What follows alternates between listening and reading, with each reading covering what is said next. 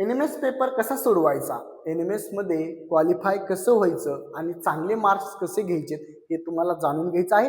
मी आज या व्हिडिओमध्ये तुम्हाला एनएमएस पेपर कसा सोडवायचा आणि चांगले गुण कसे घ्यायचे हे या व्हिडिओमध्ये सांगणार आहे। नमस्कार, मी अनंत सर तुम्हा सर्वांचं या व्हिडिओमध्ये सरचे स्वागत करतो। आज आपण पाहणार आहोत एनएमएस पेपर कसा सोडवायचा आणि चांगले मार्क्स कसे घ्यायचे। चला तर वेळ न वाया घालवता मी पहिली स्ट्रॅटेजी तुम्हाला सांगणार आहे बाळांनो। नंबर फर्स्ट काय आहे बघा, इजी क्वेश्चन फर्स्ट। अगोदर सर्वात प्रथम तुम्हाला जर सुंदर पेपर तुमचा सोडवायचा असेल, चांगले गुण घ्यायचे असतील तर तुम्हाला सुरुवातीला इजी क्वेश्चन सोडवणं खूप गरजेचं आहे।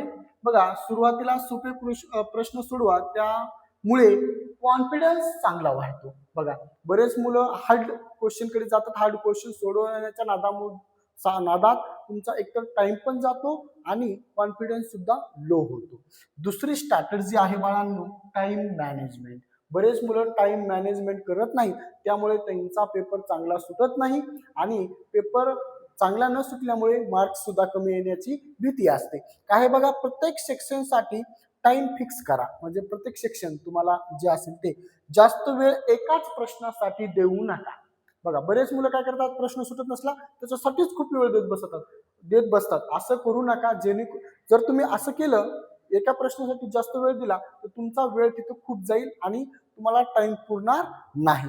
आपण पुढला पॉइंट बघणार आहोत तुमचा पेपर सुंदर होण्यासाठी। आता बघा, हे एक पेपर आहे तुमचा, हा काय आहे पेपर तुमच्या पुढे तुम्हाला दिसत असेल, सेंटर कोड केंद्र सांकेतिक तुमच्या हॉल तिकीटवर असतं। हॉल तिकीट मिळाल्यावर तुम्हाला केंद्र कोड काय असतो हे टाकायचं असतं। तुम्हाला एकदम प्रॉपरली व्यवस्थित पाहून केंद्र कोड टाका। दुसरी गोष्ट म्हणजे सीट नंबर, आसन क्रमांक, सीट नंबर तुमच्या हॉल तिकीटवर असतो, त्या हॉल तिकीटवर व्यवस्थित काय दिलंय तुम्हाला हे बघून तुम्हाला हॉल तिकीट काय करायचंय, सीट नंबर भरायचा असतो। व्यवस्थित सीट नंबर टाका, जेणेकरून तुमचा पेपर प्रॉपरली व्यवस्थित चेकिंग करता येईल आणि तुम्हाला स्कॉलरशिप मिळेल। पुढे आपण एक पॉइंट अजून घेणार आहोत। बघा, आता ही तुमची आन्सर की आहे, थोडक्यात या पद्धतीची आन्सर की आहे।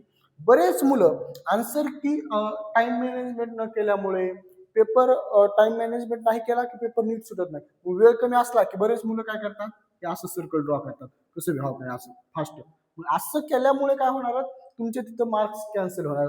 आता जर तुम्ही नुसते साधे ह्याला टिंब असा झाला आणि तुम्ही हे circle as a teach circle केलं, बघा आता मी तुम्हाला दाखवतो की या पद्धतीने सर्कल तुम्ही ऍज इट इज केलं, पण इथे तुमचा टिंब आला तरी सुद्धा तुम्हाला तिथे मार्क्स तुमचा कॅन्सल होतो, हे लक्षात घ्या। बरोबर आहे का? जरी नुसतं असा जरी टिंब लागला, छोटासा तुम्हाला दिसतंय की नाही माहित नाही, पण जरी तुमचा टिंब जरी छोटासा लागला तरी तिथे तुमचा मार्क कॅन्सल होतो, कारण की कॉम्प्युटर बेस्ड पेपर चेक होतात। ओके, ऍज इट इज तुम्हाला ऍज इट इज याच पद्धतीने तुमचं सर्कल येणं गरजेचं आहे। बघा, मी तुम्हाला दाखवण्याचा प्रयत्न करतोय, माझ्या तर्फे 100% या पद्धतीचं तुमचं सर्कल येणं प्रॉपरली। तुमचं सर्कल जर प्रॉपरली आलं तर 100% तुम्हाला चांगले मार्क्स पडतील, माझी गॅरंटी। जर तुम्ही या पद्धतीने जर सर्कल केले तर तुम्हाला 110च्या पुढे मार्क्स पडतात।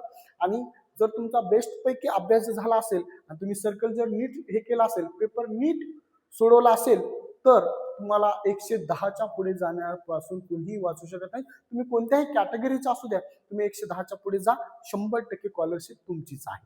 ही माहिती जर तुम्हाला आवडली असेल तर व्हिडिओला लाईक करा आणि अशाच पूर्ण सिलेबससाठी, पूर्ण एनएमएसच्या माहितीसाठी आपल्या चॅनलला सबस्क्राईब करून व्हिडिओला लाईक करायचं आहे आणि ही माहिती तुमच्या ग्रुपमध्ये शेअर करायची आहे। 110च्या पुढे मार्क्स घेण्यासाठी 100% आपल्या चॅनलला तुम्ही सबस्क्राईब करून ठेवा। मी पुढल्या व्हिडिओमध्ये हे सुद्धा तुम्हाला सांगणार आहे की तुम्ही परीक्षेमध्ये जास्त मार्क्स कसे घेऊ शकतात, त्याच्या काही स्ट्रॅटेजीज, त्याच्या काही ट्रिक तुम्हाला मी पुढल्या व्हिडिओमध्ये सांगणार आहे। भेटूया आपण पुढल्या व्हिडिओमध्ये, तोपर्यंत धन्यवाद।